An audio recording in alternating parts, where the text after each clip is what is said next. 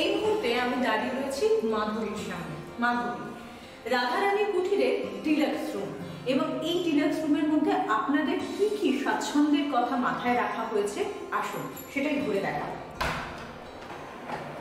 এই ডিলাক্স রুমে এসেই আপনারা দেখতে পাচ্ছেন একটা কিং সাইজ বেড রয়েছে, এবং এই কিং সাইজ বেডের পাশাপাশি আপনাদের দেখাবো কি সুন্দর করে এই রুমটা সেজে উঠেছে আপনাদের জন্য। অর্থাৎ আপনারা যখন পূর্ণভূমি নবদ্বীপে আসবেন তখন এই ডিলাক্স রুমে আপনাদের জন্য অপেক্ষা করছে একটা কিং সাইজ বেড, তার সঙ্গে সঙ্গে অবশ্যই রয়েছে দুটো চেয়ার, সেন্টার টেবিল এবং একটা প্রপার মিরর উইথ ওয়ার্ড্রপ।